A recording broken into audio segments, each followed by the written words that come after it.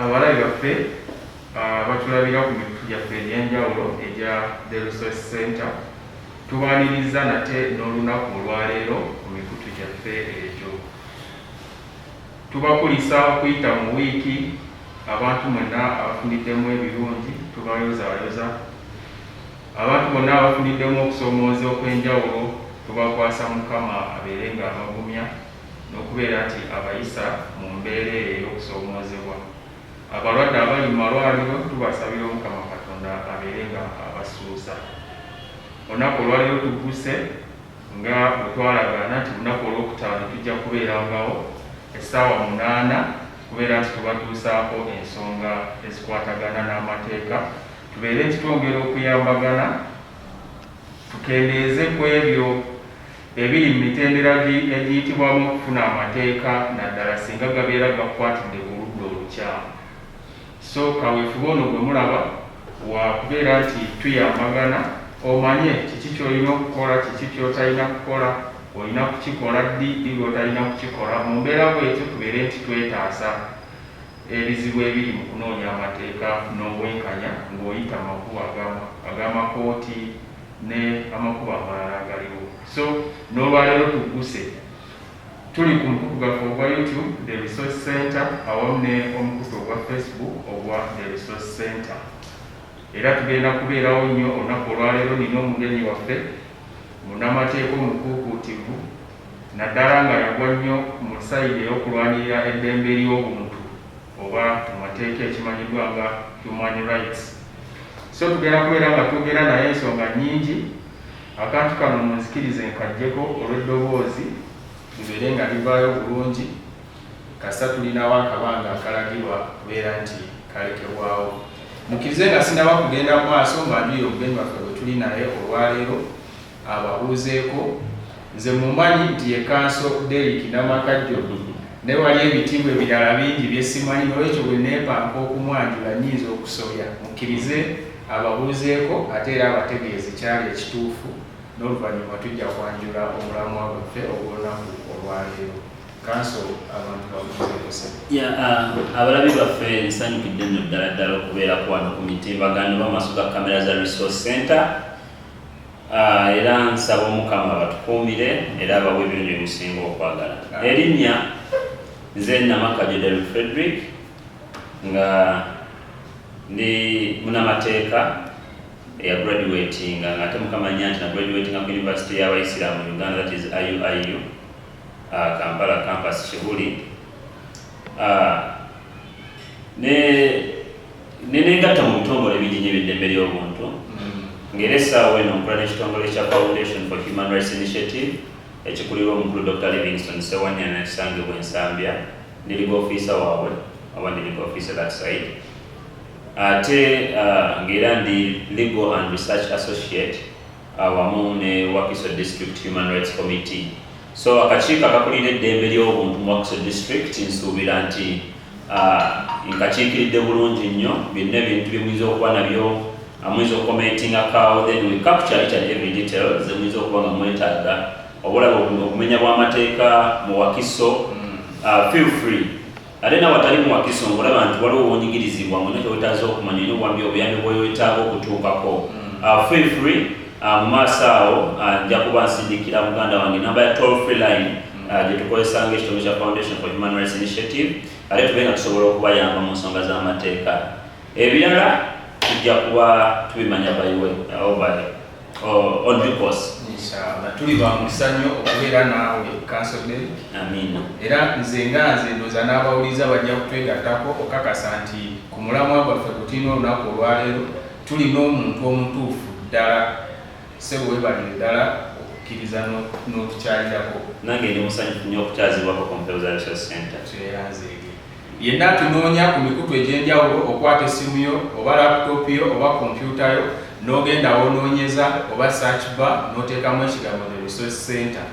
Bw'onaabeera nga ekuleetedde ebyokulondako bingi, noonya ekigambo The Resource Center ekirina akabonero nga k'amateeka, minzaani ey'amateeka. Beera nga ofollowinga, olikinga, osubscribinga, ate teweerabira okuteekako akadde okukujjukizanga buli kaseera nti bannamateeka abo bagguse balina ekipya kye baleese. olunaku olwaleero tulabye nti waliwo obwetaavu abantu okumanya kubanga emisomo gyaffe egize abawaze bagoberera tulabye nti amateeka gatonda ebintu bibiri. Ekisooka gatondawo responsibility, ekyokubiri gatondawo right. So amateeka omulimu omukulu ennyo kutwawulira obuvunaanyizibwa bwo buliwa, eddembe lyo liriwa. Eddembe lyo lirinawa era olibanjawa, ani alina obuvunaanyizibwa okukukolera eddembe eryo lyokola ki lyoyagala. N'olwekyo tulabye ng'olwaleero twetaaga okumanya the fundamental human rights. Lwaki tulonzeeyo mulamu ogwo nti gonna amateeka ge tugenda okwogerako, eddembe lyonna lye tunaayogerako okutwaliza ewamu liteekwa okubeerako ne baseline werikola ki werisinziira. Yensonga lwaki tulabye obwetaavu nti nga tetunaba kugenda mu mateeka mangi kuganokola yonna gye gali kubanga ekyo kyo tubasuubiza okukikola. Kasooke tulabe gatuula ku ki, that is fundamental human rights. Nja kusaba kanso muyingize butereevu mulamwa gwaffe ogw'olwaleero. Olwaleero omulamu munene gwe tulina fundamental human rights oba eddembe ery'obwebange.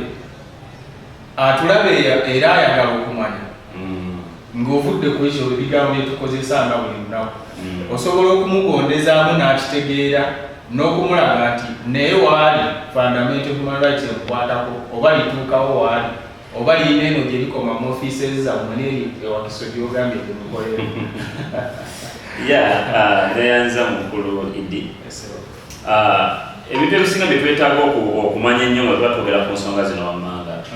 Manyi abantu abasinga byonna gye baddaga ne balowooza nti ekigambo human rights kyateekebwawo bannamateeka. Oba ezo ensonga twogera ku bintu bya human rights byali bannamateeka. Era nange bwe mbadde mmanyi ebyo bye tutatugamba nti human rights zammwe z'abamateeka. Ekigambo human kitegeeza lawyer? Human kitegeeza ki? Omuntu. Right kitegeeza ki? So kitegeeza nti wano twogera ku ddembe ly'obuntu. So tuba twogera ekigambo human rights tuli ku ddembe ly'obuntu. Nti ate tuleetamu akagambo fundamental human rights.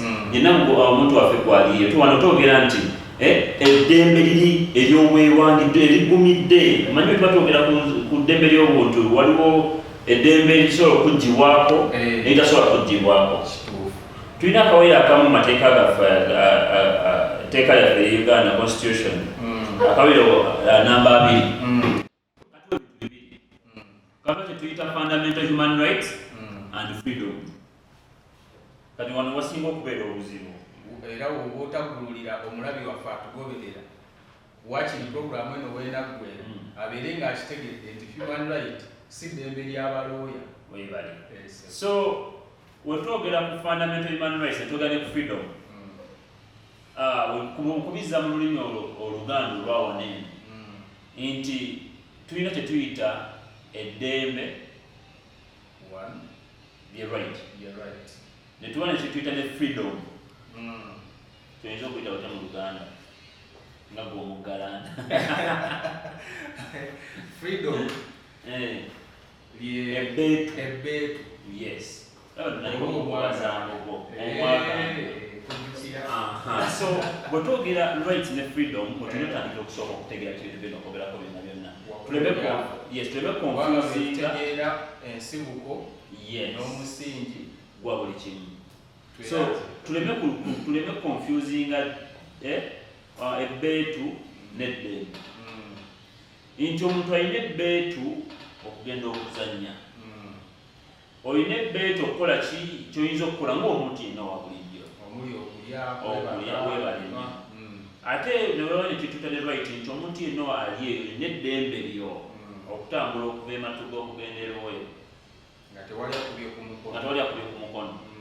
Naye nga olinagambe nti waliwo oluusa ddembe eriri restrictive nti nga lisobola gavumenti esobola enagamba gwe gavumenti yokka oba waliwo n'ebitongole wenjogera gavumenti kaligenda toyamu n'obukenyini sekinoomu osobola okungamba gwe omanyi tulina gyetera okuyita eyo tera okugamba abantu nti enjoy your rights as long as you don't tap the nose of tokona ku nnyindo ya mulirwanaawo weyagala emikono gyonna gikasukire tukona ku nnyindo yani kitegeeza nti onookona ku nnyindo yange kijja okuvaamu guyinza okuba omusaayi era ndowooza gyemisango tegyetugendamu awo so kati weŋŋamba nti olina ebbeta okutambula okuva e Uganda batukugenda eruweeru byonna byonna bikole kasa tonyigiriza nnyindo yani ya muntu kitegeeza nti otuuka onyigiriza ennyindo y'omuntu eddembe lijja kuba lirina bikoze eki welikoma so wetwogera ku gavumenti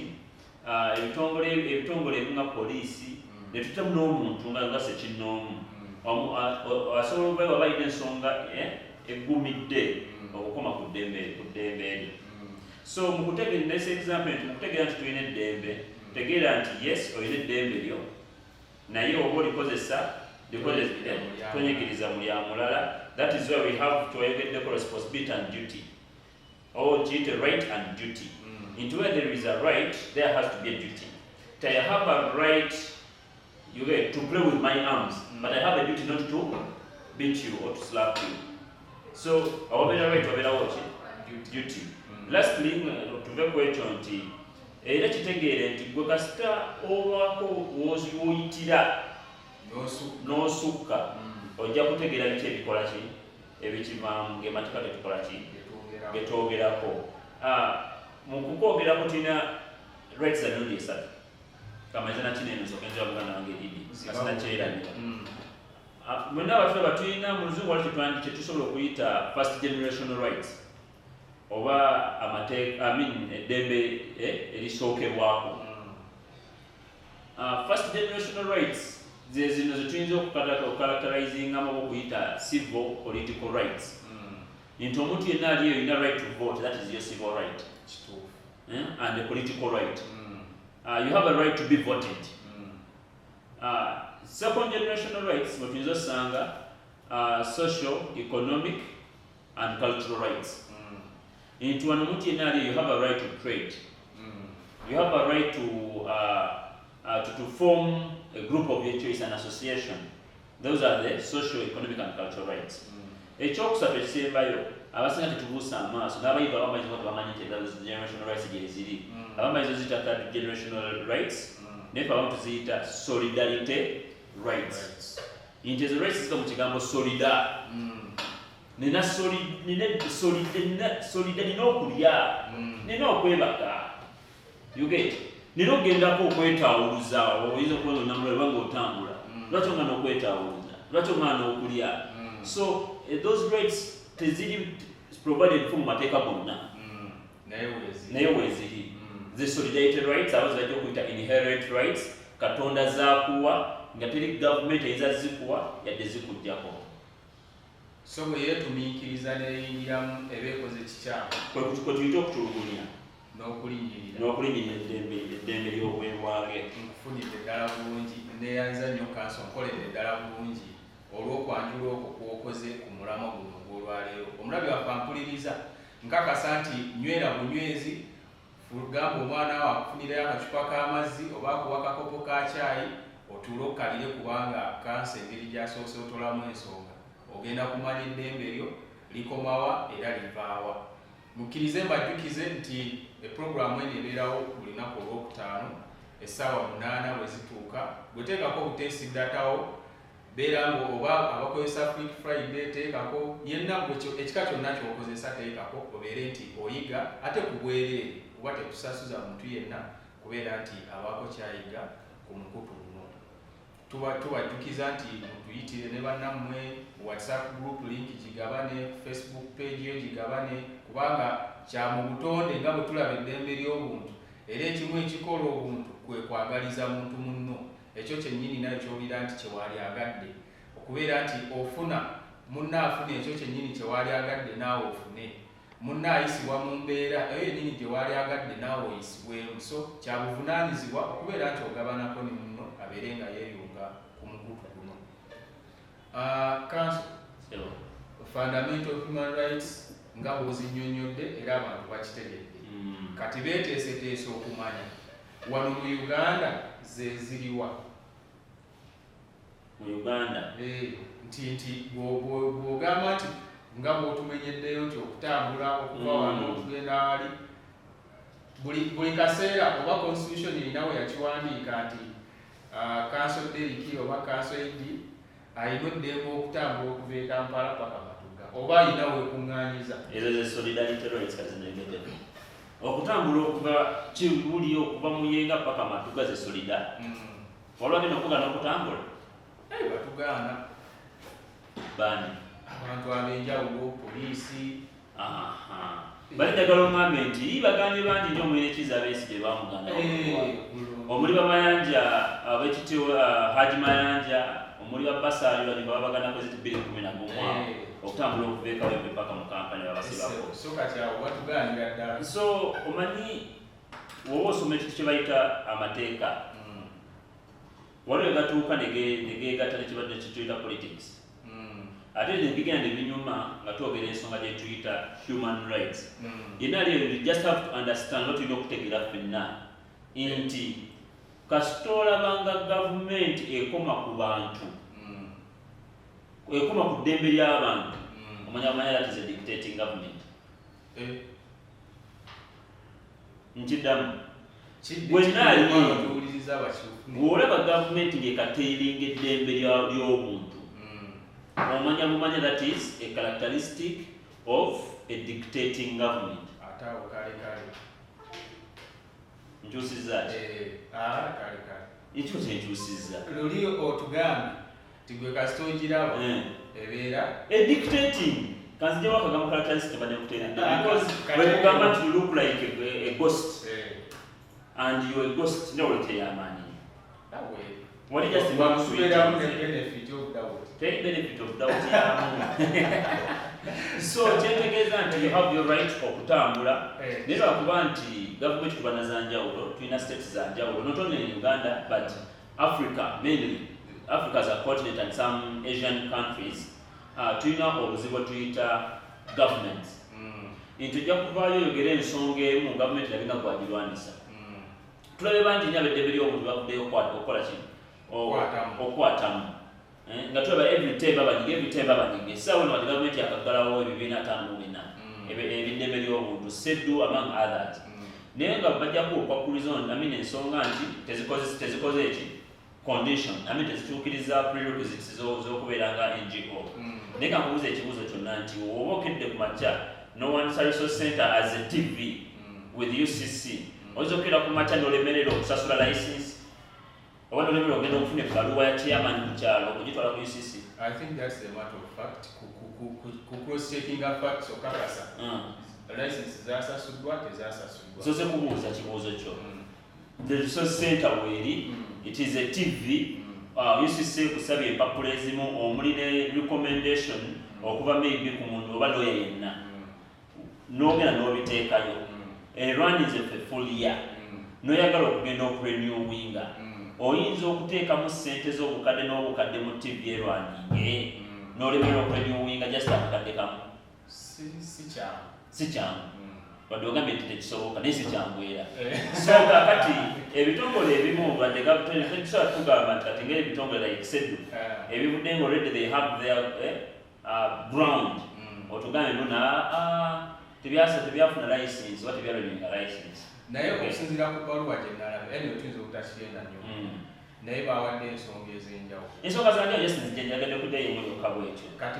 bwe tunyigiriza nga tetusoose kunoonya tuba naffe tetunyigiriza eddembe lya gavumenti teri ddembe lya gavumenti terina ddembe gavumenti erina buvunaanyizibwa kutufaako anti tuyinza terina ddembe ate ffe gavumenti ekindozo okimanyi nga munaoba bwe tugijjako obuvunaanyizibwa obuliwo bwerina okuregulatinga ebitongole tetunabujjako okuregulatinga ffe twogera ku nsonga ezimu eziyinza okugamba nti lwaki wakumye ku kitongole kya SEDU tetugenda kusigala busigazi nga tulyawo chapter 4 you get so kyengezaako okuwa nti si ebyokka byokka nti bwe tugamba nti gavumenti erimeza abantu bangi okutamba twala basiza Besigye tulina right of association ebitongole bimu ebiggadde tulina right of a right to life bantu bangi bafiiridde mu police bafiiridde mu custody za police tulina right to liberty tulaba abantu bangi babasibye beyond 48 hours babasibye beyond the remand time amateeka kyegagamba naye gavumenti ekola ki you get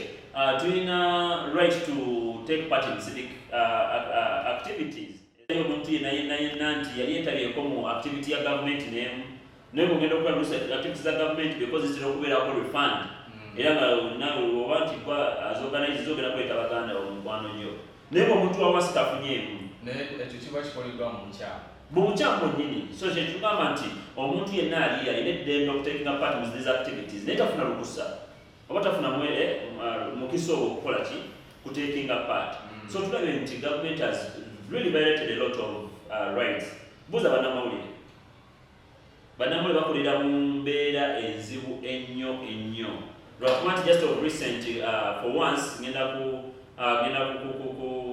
ku creditinga maybe his excellence Yoweri Kaguta okuvayo n'agamba nti tayagala kuddamu kulaba wa polisi no ekyo ffenna twamwebaza yes naye lwakuba nti ng'abantu badde tumanyi ebigambo by'omukulembeze waffe emitera kukoma mu kwogera implementation etera okubeera enzibu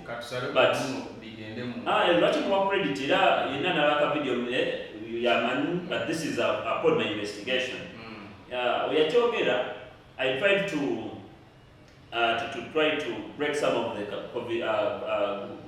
COVID regulations or directives ebaddewo yes nga just njagala kulaba whether abasirikale badeno they are trying to respect or to put in order or in implementation the directive of the president era mbakufunayo oma badde alina kiyisaamu amaaso ate sinange nantandikidde ndabenga ddala kituukewo omukulembeze nti bwewaganda olutakuba ate bakuba ani yankuba that's why mugamba nti kati njagala kuwa ku credit for once this institution nakuba okuva ewise nengende wakiso bayitayo men that side nali mu motoka nga ya 5 people directive ng'abantu bameka basatu mukama n'atuyamba abamu kuba bali batugituulamu n'abayamba naye nze kunze yali akola testi yange ate nankola obubi ntisafuna musirikale nomakola ki atuyimiriza watupaliko road block na katukomawo round about ku express olini roundabout y'ewines ne batuyimiriza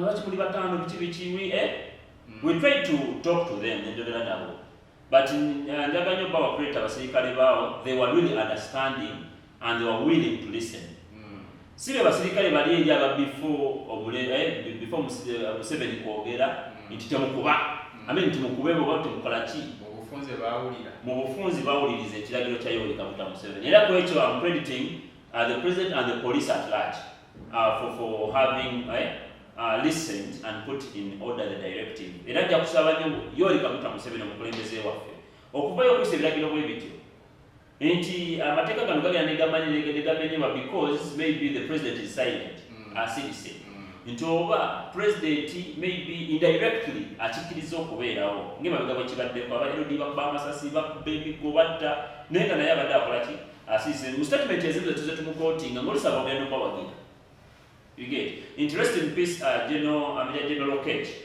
yavayo kolumu n'agamba nti if you're coming to protest come with your coffins tibuli agenda okujja ku luguudo okwekalakasa jamu ne keesi yo tewagiwulira statement ogiwulira si bigambo statement weyo so kakyendagala okulagako nti bibadde bigendawo because abantu abamu badde babikola wansi abasirikale nga balina support y'abantu abamu waggulu Major General Lokech has been the deputy IGP he has been a good person to many however much it was about some folks ngazo tayobedde omuntu zayogera naye ogenda okulaba nti biri ebyo nebibaddewo ebibi bibadde bibeerawo because waliwo abantu abamu waggulu abalisa statement ezibiwagira n'abatakoze buvunaanyizibwa kwabwe so I'm calling upon abantu bonna abakulembera ebitongole bikwasa ddembe okuviira ddala ku his excellence Tibukagulwa okugira ddala ku Koth Ochola Hassan Kasinje I like the work Hassan Kasinje gwakola musajja oyo apromotinze nnyo rights wamu ne communication system ya police with the civilian most of akozesa social media platforms yes so kizibu nnyo okufuna omusirikale engoye akamesagi bw'okateekayo akaddamu juzi waliwo abantu abawala badde baagala okuvisit around Salama Ntebe Road abadde bafunye problem sawa nga mukaaga ogw'ekya amasasi gavuga naye just a mere post akitwitter n'addamu awo n'abafunira hope abamu badde basiramire namayi baabo just a mere whatever hope n'ayita APC World Kampala so singa tufunayo abakulembeze abalinga Hassan Kasinje n'abalaba emulating eddembe ly'omuntu ligenda kubeera really well preserved, protected and promoted in our country Uganda. Tweyanze ge council sagadde nnyo okuyingirira mu ensonga eyo newakubadde ng'ebadde wagguluko kati mbadde njagala tukkakkaneko wansi. Maama wange ali eri mu kyalo ali mu kulima, kojja wange abali mu kusuubula ente zaabwe emwanyi eyo wansi, baagala okumanya ddembe ki ly'alina nga limuweebwa constitution nga lyabwebange. Ogambe maama aliwa ali mu kyalo eri, ali mu kyalo wansi alima nga bwogambye nga bwe mbadde nkuwulira teddembe ly'eryobulamu alitegeere bulungi. Tutandikire ku ddembe eryokufuna information tukiyite amawulire eryokufuna amawulire. Ogambe maama wange ali mu kyalo, maama wange aliwa nze ng'omudde Lwekisaakuli ya Kampala nakuba ekitundu bakiyita Kikyusa Trading Center that is in Luweero district. Simanyi tukwata lumu oyitawo nkomaano w'obulenzi awo katikamu okumawo obulenzi katikamu wembeera naye nga banzaala Kikyusa wadde Kampala mbeera mu Kawempe. Naye togenda okutunulamuko bw'ogamba Ekikyusa eyo bantu bamaama ffe bameka bw'olabye abalina obusobozi okukwata essimu ng'eno okuteekako data n'agenda ku YouTube anoonya resource center batono bwe baba nga gye bali oyogedde bulungi bwe baba nga gye bali kuba njagala ngambe nti tebaliyo abaliyo beebali bamaama baffe ayinza okugenda mu kyalo okunoga emmwanyi ng'ate musuubuza ajjako e Kampala oba yasomako n'abeera exposed. Ne bano bamaama baffe abatuweeredde nga bali mu kyalo ali kunkumbi mande to mande. Nze ssaawa eno nina maami Bukirwa Harriet ali mu kyalo ssaawa ekimanya ali kunkumbi alima agenda kufuna atya buno obubaka. Anti kyetukubiriza bannaffe nti bw'obeera nga mulina essimu emwe waka bw'oyunge ku mukutu ogwa resource center information gy'ofunye obawadde data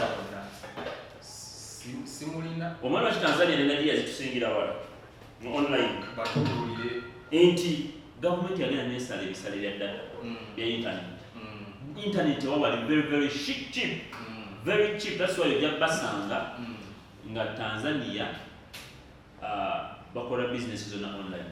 Nigeria bakola business online. That's why abayimbi b'e Nigeria bafuna nnyo ssente online okusinga concerts. So lwaki ngamba ekyo nesa example okulaga nti ffe ng'abantu ab'Abannayuganda tulina eddembe okufuna information yeno oba okufuna obubaka amawulire awataliko obukwakulizo ate nga tubufuna ku ngeri ennyangu ennyo. So nga twagambye nti wali right waliwo duty. It is our right to get information.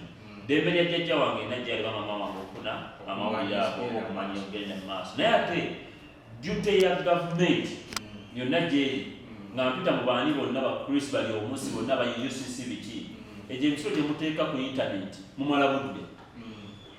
Intaneti tekozesebwa babloggers bokka be boogerako. Anti emisolo gimala negiyamba eggwanga. Gyakayamba eruwa gya OTT gyakola ki? Egya OTT mwetufuna mwafunamu ki? Tufunamu bingi. Nga ki? That is a debate of another one because byakugamba nti byofunyemu ebirala ekubuuze nti kati bali mu kuzimba flyover ku clock tower bazimba ati naye oyagenda onoonyereza oluguudo lwo nga luli ku rwad oba nga luli ku loan kitegeeza omusolo gw'okugenzebwa. Omusolo oba kyenaali agadde tuteeke ku record bwe tukuŋŋaanya omusolo ogulina okukola ekintu nekitakolebwa kisigala kikyamu. Naye kijjawo nti tetwetaaga musolo ng'eggwanga. Ate n'omusolo gwe twetaaga gavumenti erina okubeera so strategic etereze ebintu binene by'ennambulukufu nnyo nti omusolo tufune omusolo okuva mu bintu ebirala ennyo batutegeere bintu ki omunauganda byasinga okukozesa okubeezaawo obulamu bwe ebyo tukendeeza omusolo okubyo. Yes, ate nakendagala okuleetereka essaawa n'okuva mu musolo nti erina duty okukendeeza omusolo oguli ku internet so that ne jjajja waffe yonna gy'ali afuna information because ddembe lye okufuna information oba ofuna bulungi. So tunabona kugenda ku bajjajjaffe kugamba nti balina eddembe ly'amawulire tekitegeeza nti empale balina naye njasi njagadde kutandikira ku kiki kyetuliko ekiri maaso gaffe wano tutumu kwogera ne balina eddembe okumanya bye twogerako. bayina eddembe ery'obulamu kufuna ebyobulamu biri ku mutindo abazzukulu baabwe oba bato baffe okugenda amasomero ag'omutindo wamu amazzi amayonjo n'ebisingako awo naye zirina kumulabudde bange nga mbyogerako essaawa eno lwaki tulabye okuva lwe tukuzze bakubye obulango buli human rights buli wekikwatako avuddeyo agamba amazzi amayonjo sanitary pads okusoma mawulire amasomero amalungi amalwaliro amalungi siyakuddamu kumala budde bwakangandiko ebyo kasi abantu onoba tobakoze kubyogerako siteriko wakubyogerako bikoze olwafuuka luyimba Bobi Wine bwe yayimba oluyimba nti no obuyonjo bikyabuzibukwabikana ku rediyo naye nga tebalumanyi bwambaye abalamu bwe bayimba ku nnyimba zonna ze bayimbye ku ddembe ly'omuntu zeebe nga zitambula oba oliawo aboogezi oba mukalubiriza gavumenti n'ebitongole ebikwatibwako okubeera nti biteeka eddembe eryo omukola nti bwe muvaayo ne tumugamba bugambi nti abantu balina eddembe balina eddembe eryo nze naalirowozeza nti gavumenti nga eriwo twalayo akadde oteeketeeke polisi ebyolowooza nti esobola okukola ku nsonga eyo olaba amakubo amatuufu mweyita ebeere polisi emekezi mu parliament twongere okukola ekyo kubanga twongeremu kyeŋŋamba kisiganye nti tewaliwo kyakolebwatwongeremu amaanyi awo gavumenti tuginenya bunenya amaanyi tumwongeramu era si wano okunenya gavumenti naye ndi wano okuleetinga gavumenti ku ki kyerina kukola nawe wesobezza ate tegenda tufuula nti tugenda kwimba luyimba lulamba nti bakolasi kuba 2 mpaka 2 kati awo nze weerowooleza nti iso sente ejja kukola omulimu gw'amaanyi kubanga abategedde eddembe eryo nga bw'olitegedde ne bamanya ne baana balina obuvunaanyizibwa okuteeka mu nkola omuwendo ogwo bwe gweyongera kijja kutwanguyiza eggwanga lyonna okutwaliza ewamu nti ono bw'anaaba abanja nga kyabanja amanyi nti kituufu kinkwatako okukibanja ate era ne wenkibanja we watuufu okukola ki okukibanja omuwendo ogwo ne gweyongerako yenkuwa ensonga yange lwaki ngambe sigenda kumala kudde bamunjogera ku mazzi ga buyonjo ku ddembe ku masomero lwaki nti buli omu ali mukiyimbako naye ku statement gyoyogedde yibadde tula ku kikyenjagala okwogerako okusinga nti otuuka mu byalo nga n'abantu abasinga bamanyira oba bamalako omwaka ne bakwata omulala tebanywa mazzi mafumbe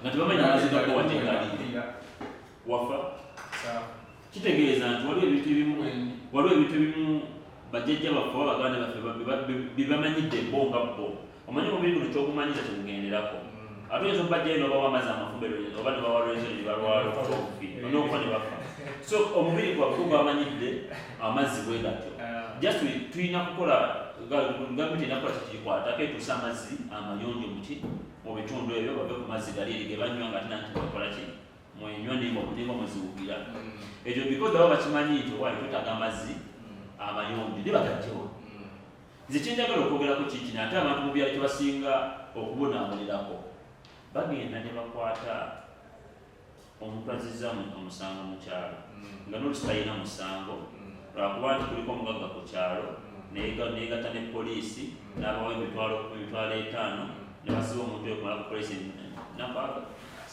omwezi mulamba naye nga tamanyi wakuddukira awo wenyini awo era ekirowoozo kyange we kyavudde neŋŋamba nti neetaaga kanso Derrick ajja ategeeze nti wadde omugagga akusibye ennaku 3 naye alinyiridde eddembe eryo kyakoze siki kubanga bw'anaaba tamanyi ajja kulowooza nti bwe bityo bwe bitambula omuntu bw'abaamu n'akasente abakkirizibwa okusiba bonna waayagalidde kubanga leero omukisa gukutte n'oyogera ku poliisi naye abantu bali mu byalo eyo nga babasibira mu mayumba gaabwe olinagamba muteekemu eriggalagi yange limwetereka enkumbi ne bamusibira so abantu baffe ekyo kye beetaaga okumanya nti awo omuntu bwansibira mu kifo ekitali gazete aba amenya etteeka era aba alimiridde eddembe lyange bw'aba ayina kyanvunaana ateekeddwa kuyita mu mitendera gino tusigaza eddembe abantu abo okukowa kiri kimu nti bajja bikola naye ngaera essaawa yonna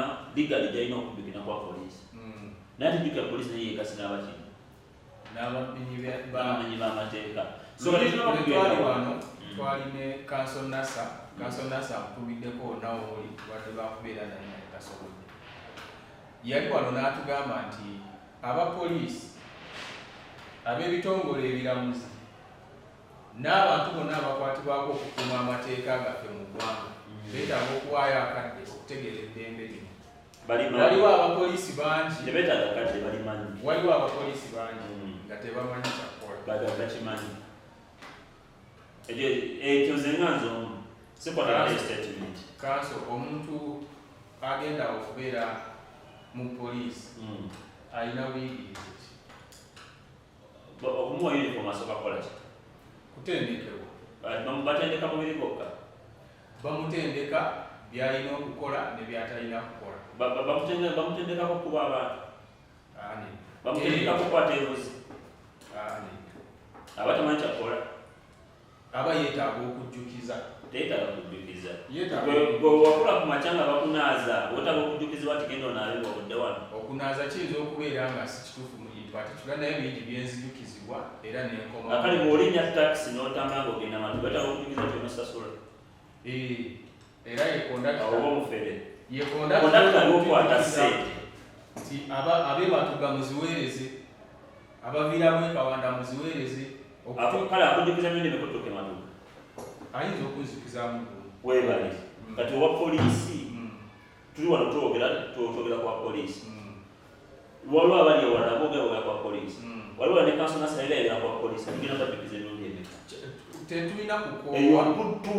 Obuvuna kituufu. Omuntu bw'akola emputtu tetumuvaako buvi ne tumugaa kale kola by'oyagala. Emputtu omukola otya? Tusigala tumujjukiza kubanga emputtu esobola okubaako weekola. Tomuvaako ate tomujjukiza.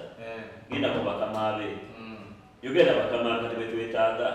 Nti oluna aliiyo nti osisi w'ekitundu aba akutte eguzi n'akunyigiriziddwa. Toddayo kumugamba nti seka tolina kukwata nguzi ajja kukubuuli. Ogera mukola ki? Wefuna bamujjukiza kyekyo kitugambako wano tulina kubajjukiza. Tebajjukiza ku nguzi gyakutte. Tegenda nti kakati weeba nti essaawa eno poliisi ekituusa yakozeeko kiti ogenda kuddawa. Nti kamanye ku DPC weeruweero. Naye kanso nze ndaba level gy'owanika waggulu. Okyali ku ffe abaliko wano e Kampala. Siriba ku Kampala. DPC taliyo mukyalo. Wa DPC gyali naye waliyo omuntu atamanyi na kigambo DPC kyekitegeeza. Naye nga manyi waliyo poliisi ya district ekyakimanyi. Yakimanyi nti tulina poliisi wali we tutwala ababbi. Kati poliisi eriwo okusiba. Kati kambategeeze baganda bange mwenna abali eyo nti poliisi yonna wekunyigirizanga oba police post omusikale wa police post akunyigiriza tambula kukwaku genda ku police station yonna ekuli okumpi because station eri waggulu wa post ojja sanga OC station yogera naye oba OCCID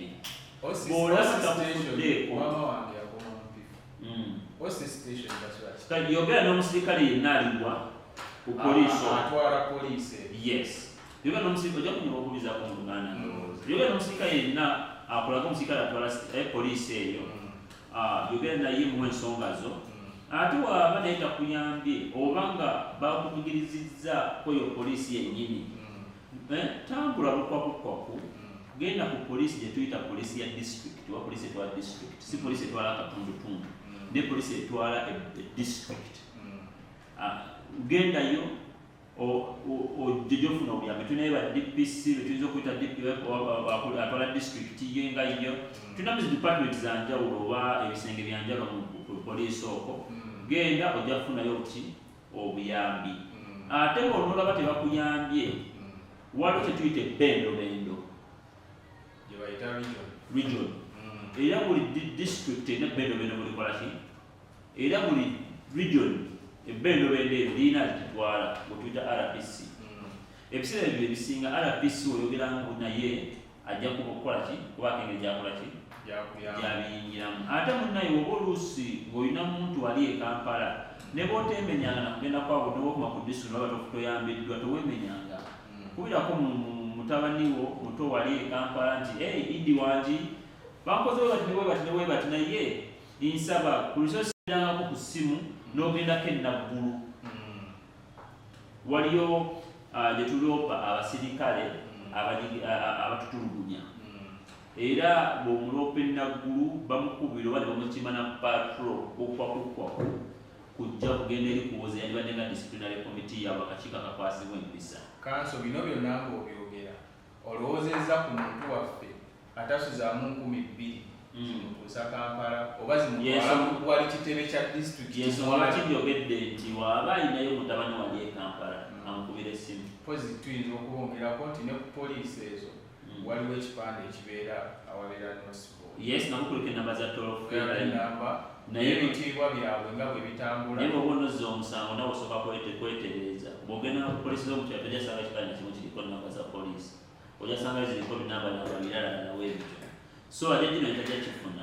Naye egezi lijjo singa bw'oba olina omuntu wali e Kampala gwe mukubiri oba nawe wali e Kampala olina omuntu wali mu kyalo manya kino twaba tayambiddwa mu kyalo Naggulu oli mu Kampala wano Naggulu wali eri sayidi z'Odda Ntinda Bukoto Nakawa wewatyo yitirayo nno ogenda oloope omusango gukago kyolina okufuba okulaba tegeera erinnya ly'omusirikale akuyisizza obubi nga tumaliriza eddembe ery'okumanya okufuna okumanyisibwa kw'ebyo ebigenda mu maaso eryo nsuubira nti abatugoberera balifunye bulungi. Njala nkuwummuzeemuko ofune ku lwendo lw'otuzzi ng'ate bwe ntusaawo obubaka buno nti abantu bonna abaagala okutugoberera mukomeewo mubeere nga mutugoberera ku the resource center. Gwe noonyawo onoonyeza wonna ku simu yo ku laptop ku kompyuta yo gwebeera ng'onoonya ekigambo the resource center bwe kijja beera nga oyisaawo okebera ekigambo ekyo nga kirika minzaani ey'amateeka mu kkala eya brown obeere nga olayikinga ng'ofolowinga ng'otugoberera mu mbeera ez'enjawulo. Kansa abadde wano ng'atugamba nti eddembe ery'okubeera omulamu yensuubira nti agenda kwongera okulitutangazaamu omuntu yalifudde ddi oba omuntu talina kufa kuba abantu bafa ate mwe mutuga tulina eddembe ery'okubeera obulamu ani gwe tuvunaana. Kansa agenda kubeera nti ayogera otutangazaamu naye mu layini eyo njagala okubeera nti mbajjukiza nti mu balabi baffe ab'olulango mulimu omusawo ow'ebyobulamu omukugu Dr. Hamisi Lubuulwa asangibwa Watuba.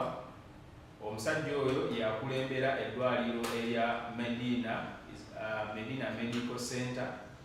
Bakola okukebera emisaayi egy'enjawulo hepatitis B ennaku zino akosa nnyo abantu baffe ate ebiseera ebisinga buli lwe tumuzuula leeti aba takyasobola kuwona. Okwekebeza siriimu ebiseera ebisinga bw'omumanya leeti aba amaze okukukosa naye ate bw'omwawulira n'omanya nga bukyali. Balina enteekateeka ez'enjawulo ezitutaasa agamba ng'ez'okutayirira ng'ez'okugema abaana. Ebintu ebyo byonna tubyetaaga ng'abantu baffe abalamu. N'olwekyo nga kanso bwatugambye nti tulina okumanya ebigenda mu maaso mu ggwanga.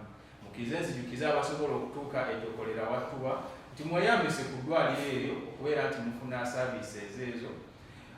Bw'otuukawo abasawo we bali tekikwetaagisa kunoonya Lubuulwa naye bw'obeera nga obadde wala oba nga wali agadde okukola enteekateeka ey'enjawulo mu saaviises ez'enjawulo osobola okubeera nti ofuna omusawo Dr. Hamisi Lubuulwa ku namba z'essimu eya Airtel eri 0705 17 14 66 oba omunoonyezaako ku mukutu ogwa MTN n'obeera ng'omufunira ku 0782 68 88 10. Ojja kubeera nga oyogera butereevu ne Dr. Hamisi Lubuulwa omukulu akulira eddwaliro erya Medina Medical Center ewatuba gy'okolera. So muyite abasobodde mubeere nti mufuna services ez'ebyobulamu. Tubajjukiza nti pulogulaamu yaffe eno ebeerawo buli lunaku olwokutaano essaawa 8 era tugenda kubeera nti tutemaatema olunaku olwaleero kyendooza nti abaliko munyumirwa pulogulaamu eno nga bwetambula. Kanso kwe twamuleese mu layini yennyini gy'asingira ddala okolaki okubeera nti yategeera n'olwekyo tulokkalire oyongere okubeera nti omanya eddembe. Ekifaananyi kino kyolaba kituusibwako omukulu Kayongo Yusuf. Mukugu mukwata ekifaananyi, mukugu mu edit, mukugu mukuba ebifaananyi eby'emikolo byonna twala tugende. Bw'obeera ng'omwetaaze osobola okubeera nti omukubira kasimu akali 0707545 7 ojja kweyogera ne Kayongo Yusuf ku lw'ekifaananyi ekirungi. Mukkirize eddakiika ezo zempaddemu kansa ayinza okuba nga amaze okusika ku mukka. twongere okuttaanya ku nsonga z'eddembe ly'obuntu. Kanso abantu bafa, omuntu yalifudde ddi ne tugamba nti oyo tetulina kibuuzo kye tukola kye tubuuza, kubanga tufa abantu Katonda yamusinze Katonda. Kati lwaki musiba abantu baffe nti ate mubavunaana okutta abantu? Katonda yabamuse oli gwase anti twakitutte butwazi nti Katonda yamuse. Ne tugamba ng'abasiraamu bwe bagamba inna lillahi wa inna ilaihi raaji'uun, ekyo ne tukola ki? nga bwogambye obusiraamu kyo bwe bwogera eddiini yonna nga tunamala kugenda ku ddembe ly'abantu, because eddembe ly'obuntu lino eno twalisangawo. Teri gavumenti eyita ddembe ly'abantu. Waliwo vidiyo gye mbadde ndaba ennaku zino ey'omuntu omu omuyimbi omunene mu ggwanga ng'agambye eno gavumenti mu kugaba obulamu yeekansa. Mu kugaba ki? Obulamu. Era y'obulamu abwebaliza gavumenti. Bwakera kumatana. Ate obuzibu taliiwo okumubuuza bibuuzo ebyo, naye nange yandekera ebibuuzo bingi. Nja gikuweereza naye kyendooza nti abatulaba bo bagirabyeko nga yeetooloola. Abantu abamu butasoma, ate abantu abamu masafe ge maanyi. Oba batuuka mu maaso ga kamera nga wetutudde wano balowooza ensi yaabwe. Netugenda ne twerabira ekyo. Naye kye mbalengezaako okugamba nti eddembe ly'obuntu eno twalisangawo. Ne Museveni atanafuuka mukulembeze wa Uganda era naye lyalwanira kimu bwattu eddembe lyaffe tulina okulonda opya obululu, eddembe lyaffe okulonda, eddembe lyaffe twagala mukulembeze. Era naye kyamutwala mu nsiko ddembe. Essaawa eno ddembe. So kati nze wenva eno nange ne ŋŋamba nti ddembe lyange lwaki otta abantu, lwaki okola kimakoze bubi. Sigambye kyatta abantu, kye sinakyogeraku. Just nipa kubiikizaamu. Tibwevaga nange ŋŋamba nti gundi etta abantu biki ddembe lye makoze bubi. Kitegeeza nti situkidde wa gavumenti buvunaanyizibwa bwera weebali okwogera ku kikyamu. Kitegeeza nti situkidde ku gavumenti nti lwansonga yeegaba eddembe, naye giddukiddeko lwansonga erina obuvunaanyizibwa obulikuuma. Erina obuvunaanyizibwa okukuuma eddembe lyasangawo.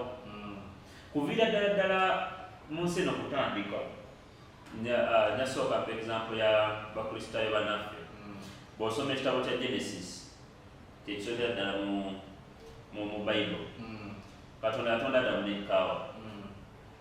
Bwe batonda n'abawa eddembe lya Edeni beeyagala, era balina eddembe okweyagala gye beeyagalira.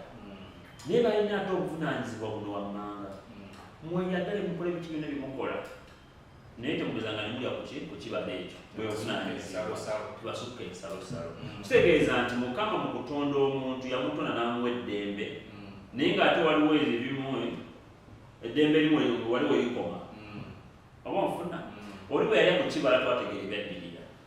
Kitegeeza nti kyekimu nti ne Mukama w'osoma era mu Bayibuli ebimu osoma Deuteronomy 14 and Leviticus 11 bwe batuwa Ten Commandments wamu ne 1 Corinthians 13:1 to 5. Wali batuwa Ten Commandments wano mu kitabo ky'Abakolinso, Corinthians batuwa oba batugamba nti mu Luzungu nti love without action is like a dead gong. Mu Luganda nti okwagala okutaliiko bikolwa kulinga kidde ekitamuga. Kitegeeza ki?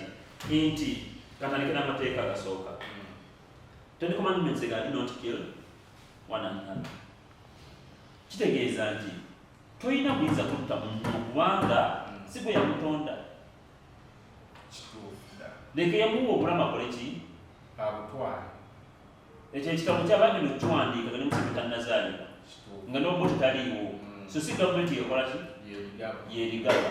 Ekyokubiri nti ne bwogenda mu Quran era ojjasanga nga Quran egamba no, tolina buyinza kukola ki? Kutta. However much ojjasanga mu aya ezimu obadde tugamba nti no, kiyinza okujja ng'ekibonerezo waliwo kye tuyita kisaasi. No. Kitegeeza nti bw'oba ogobera ekitabo kya Quran waliwo eddembe lyekiwa, ne wabeerawo nawawuli olina okukoma. Bw'oba ogoberera Bible waliwo eddembe wana waliwo ekina okukola kiri okukoma. Era ne bw'onajja mu constitution bwe kiri. So nayinza okuwa example ezo waliwo kyetuyita golden principle. Wenjuga golden principle njagala kuwa like nga omulamu oyinza okuba nga gusala mu ddiini zonna mu nsi yonna. Tulina eddiini nnyingi nnyo. Christians, tulina atheism, balinga abakkiriza mu bya science, tulina Islam, tulina analects of Confucius, tulina Buddhism, bingi. Naye this golden principle n'abasamize gye bali. Naye omanyi olunaku lwe basaba? Lwakusatu. Omusiraamu agenda ajuma ziri yonna. Ate omukristaayo nabali lwakusatu. So nga oddamu tulina nti lwakusatu nalwo ddiini. Naye analects of Confucius eddiini emu ekitabo kye bakita analects baweta the Confucians eddiini naye ekitabo kyamu n'ogamba Bible bakita analects. Kyatandikibwa ku mpagi eno nti do unto yourself what do unto your neighbor what you wish to be done unto you.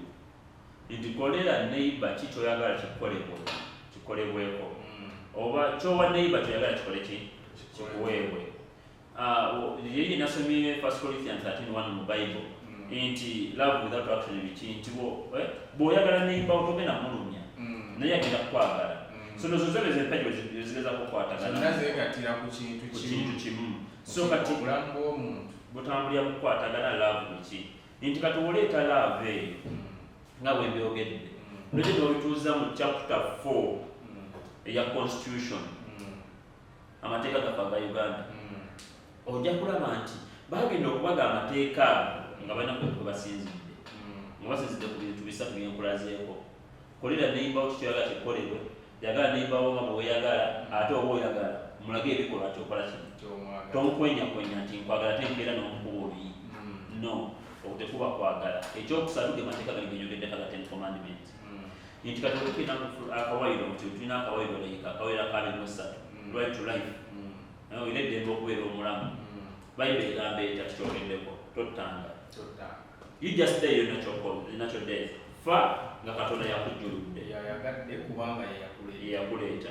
Tulina akawairo akalaga right to own property. Ne Quran ekyogerako ezimu ku basic rights mu Quran owning property. Tulina right to association ne Quran ekyogerako among other rights nyingi weddembe nyingi. So mu bufunzi si government yekuwedde.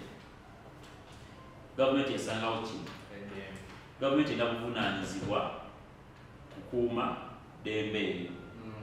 Ate regardless oba ova mu Buyisiramu oba ova mu Bukristaayo oba ova mu Basamize oba ova mu Bayindi oba mu baki olina eddembe eryo era likozese okusinziira kitabo kyo ekikola kino bwe kigamba. Naye ate saagala obeere so rigid nga atalina ndowooza erowooza nti ate tulina ebitabo byaffe ebyo ebitukuvu tulina okulaba ebyogera naye ate jjukira nti ne neighbor wa n'ekitabo kyakola kino kyakkiririzaamu. Tweta principle ya kitabo kyo kitukuvu kireeta wani wamulala. That's why tulina ate amateeka olagajja efuga ffe ffenna because Uganda it is a secular state. Tetulina ddiini naye efuga Uganda netugamba nti eri Buwarabu eri biki no. Tulina buli ddiini era tukwatagana nabo. So neighbor wo muyise mu bulungi. Bino byonna bituwoza mu gavumenti eri eddembe, gavumenti eri eddembe. No, omulama gutandikira eri ffe abantu gye tuli. Nti bwe nnaaba nkwagala naawe onjagala. Ne bannampa ekifo mu gavumenti jasigala nkwagala kira kijja kunyira. Era byababikola era bantu. Era bantu. Kitegeeza abera tuko kibategeeza batalina laavu mu mutima. Tasobola kukwagala. Tojja kugulya mukazi w'ennyama waka nga tomwagala. You get? Togenda kumuwulira simu ageza kuwulira bubaka bwa resource center nga tomwagala. Olina sooka mumwagala n'omuwa essimu omuwa essimu omuwa the right to association, omuwa the right to access information. You get? Omuwa the right to liberty. Kansa akadde katutwala naye mbadde njagala okumira otangazeemu abatulabira ku byaffe ebyenjawulo. Okay, tukitegedde constitution n'ebitabo byaffe ebitukuvu bikuumye eddembe. Naye ate mu bitabo ebyo oba mu constitution basically gye twagala okutunuulirako waliwo emitendera egiyitibwamu obulamu bw'omuntu ne bubeera nga busobola okukwatibwako naye nga bukwatibwako mu mateeka toyogera na constitution yokka era nakola n'ebitabo ebitukuvu n'ebitabo ebitukuvu tottanga tekibaawo ngosi okusinziira ku Qur'an okusinziira ku Qur'an botta naawe ottibwa kitegeeza nti David bakoze ki bw'ojja mu constitution tottanga bottanga ne bakutwala mu kooti n'owooza ne bukusinga kyekitabo omulamuzi akusalira ekibonerezo era maximum ndowooza kuba kuttibwa nozaba okugeza kukwatagana Qur'an yaffe era Bayibuli ejja kugamba tottanga bottanga ojja kuwuzanga n'omutonzi we teteekawo nti bajja kuttibwa ku nsi bajja kukola ki naye kuteekamu kiri nti botta kibi ate waliwo effects zaakyo waliwo ekijja okuddako osobola okubonerezebwa so kitegeeza nti eddembe eryo tujja ddikwatako kasita nawe kennyini ogezaako odyejjamu obufunze obulikozesa obubi oba onfuna engeri endala nti gavumenti era ngaogamba nti tuli bantu tulina okwekulaakulanya yadde gavumenti oluusi ebisinga amateeka agoba ebeeto ebikozesa bubi nti waliwo akasozi kali eyo Kibuli kaliko University ya Buisiramu ni gavumenti negamba no yes it is a right to education abaine eddembe ery'okusoma naye ate akasozi ako kalungi nnyo singa tukalevolinga tutekako airstrip oba onfuna because abantu balina right to travel byonna ddembe oba katugulabe gali abiri katugenda twalangibwa kati waliwo ffe nga fumatewala tetuyita proportionality test tetutwalanga test nti okukifunza mu bantu abatulaba nti mu bufunzi oba oyina ebibi ebibiri ogenda nakiruwa pima ebibi ebibiri ebyo genda n'ekibi ekirungiko okusinga ku kirala ekiri waddewaddeko ng'omubi omweru so kati bwojja wanotebimanogamba university eno bantu bangi abagifunamu nga right education katugireko tuyiye awalala waterewo airstrip naye teri walala airstrip ogenda wano wasinga katugire university eno tugiteeke ekansanga tugijje wano tuteekewo airstrip kitegeeza nti abaali basomera wano batawaanyiza wadde balina eddembe ly'obuntu naye ensonga yerimu eggumba ate tubalese mu bbanga oba wadde otalantimena tetuddeeko abalagala tuzimbaawo oli eyazimba ennyumba ye ng'abeebuduuda singa olaba nti obuvunaanyizibwa bwe okukuuma bulamu bwabwe naye nga mu kifo mwe bawangalira tokyalina busobozi bajjeeyo bafunire ewalala kati biri ebyo batawanyanga landsides biki bikyuseemu nga gavumenti olina obusobozi oyinza okugenda nga mubamanyizo bakubaako obikyusakyusa nogi flood recreation center nogikolamu ekirala ekyobulamuzi so basobola tukwatira mu ngeri eyo just lwakuba nti oluusi gavumenti yaffe yeesulayo omwaganya nekola biki byeyayagala okukola because of some people for selfish interests nga beeyagaliza nanyigiriza abantu mu kitundu nga mu lusanja si gavumenti nakozesa obuyinza bwa gavumenti n'abajjawo aliyagaliza kanso waliwo embeera esinze nga twagala okumaliriza kasitambudetambudde waliwo okusosola okuyitiridde naddala mu mbeera ey'okufuna ebintu owning property nti abaana tebasaanidde kufuna abakyala tebasaanidde kufuna embeera bwetyo abantu baffe lwaki tobayamba kikazi nezisigadde n'otutangaliza mu ddembe eryo ery'okubeera n'ebintu basobola okubifuna mudakiika emujagala ntegeeza abantu baffe batulaba mu ngeri nnyangu ennyo ebyo byonna bulyanga omuntu awuza nti omwana talina kufuna ku bintu onoku talina kufuna ku bintu mpozi nga gwe nnyini bintu akoze eddaame n'ogamba nti ze biwadde bano tetugenda kukwatako because ebintu bibyo bwe yabikola gwamanyi obiwadde yiddi nebikutamuwadde naye bw'okeeranga ku makya ng'ekintu ebyo ensonga kitowadde sheri ensonga eri emu tulako omwana muwala ya Succession Act eribaddewo okuba 2021 mu zikesi za FIDA, Uganda Women Lawyers Association biki zikivumbi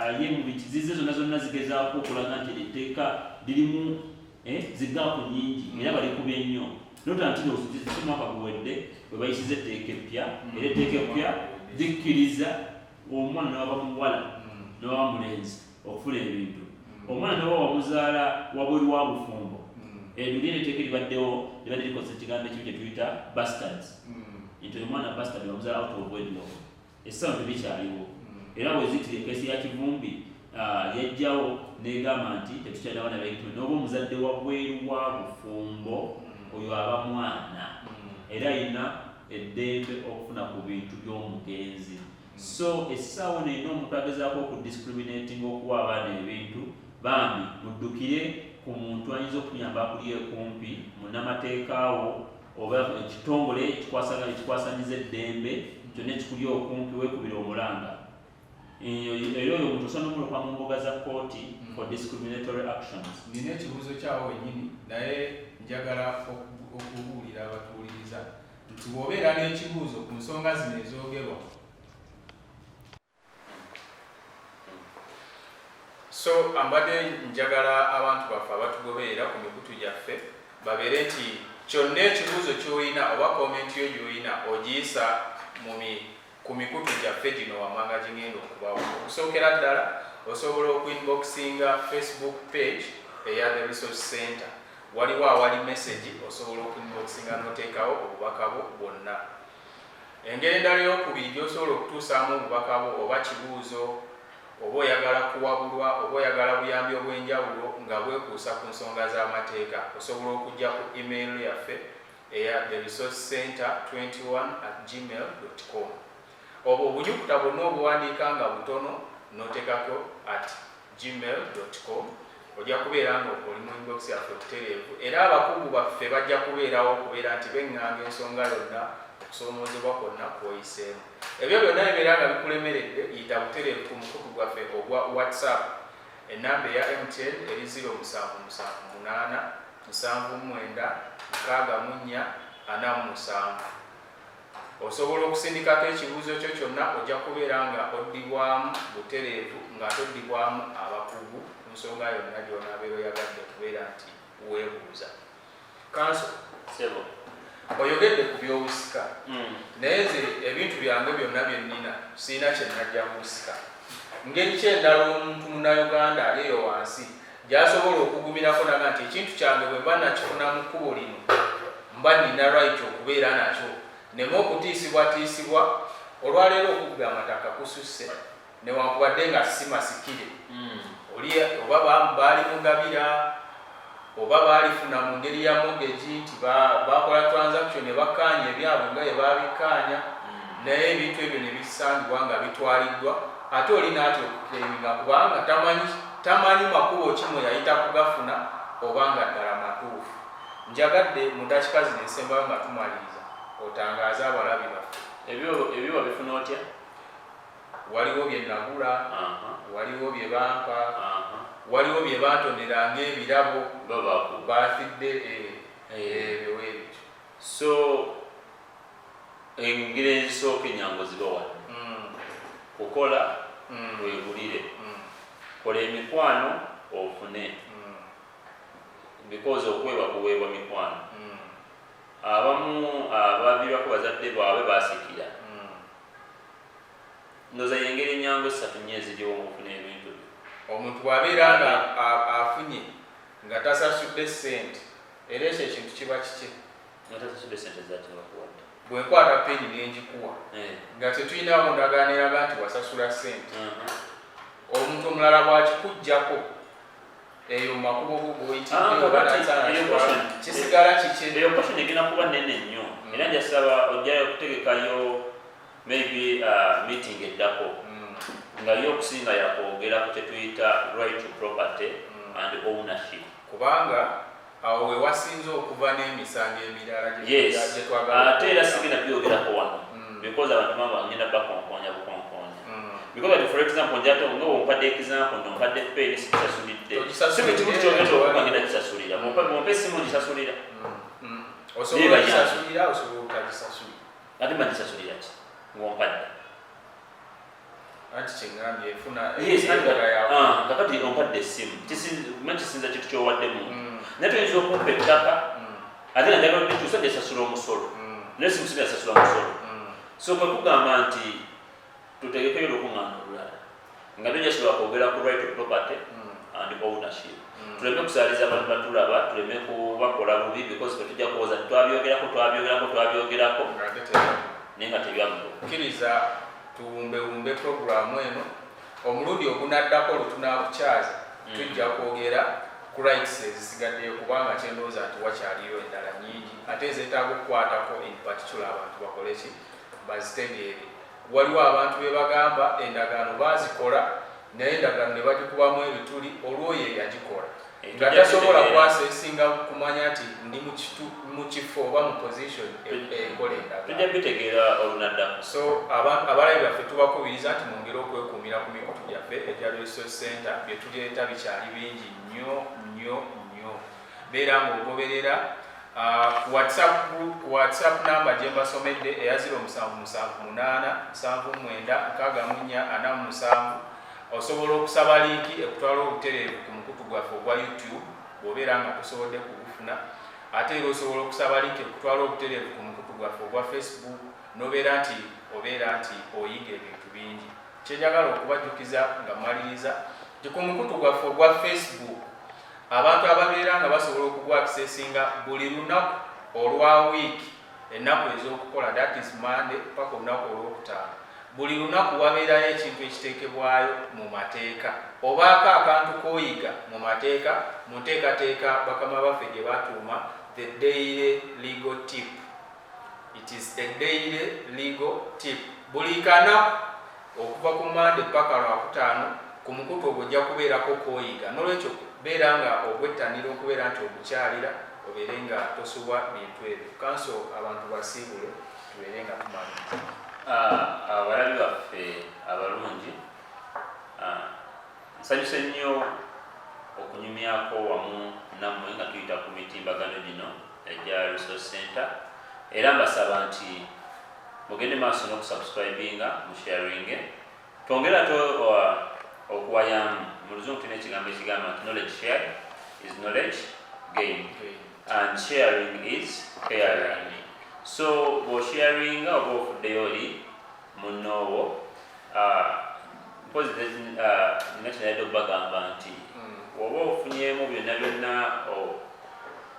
okunyigirizibwamu nga sinatuuka kubeera human rights era nilooya oyinza okunoonyako ku namba eno ey'essimu 0708585907 ate MTN era okyusa mukyuse namba ezisooka nebeera 0783585907 ajja kuba ayogera ne Council Derrick Butereevu. Tweyanzege tukwebaziza nnyo okutufisizaayo akadde era ne tukusaba nti n'omulundi omulala okolenga bwotyo obutakoowa. Amin. Abalabi baffe tubeebaza bonna ababaddeko mwebalire ddala okutulaba tubakubiriza nti mwongere okutulaba ebipya bikyajja ebirungi bikyajja ebinyuvu bikyajja mwongere okwekuumira ku mukutu guno buli lwakutaano essaawa 8 tuba tudduse n'ensonga zino zonna tusaba Katonda atukuume nammwe abakuume tusinkane nate omulundi oguddako.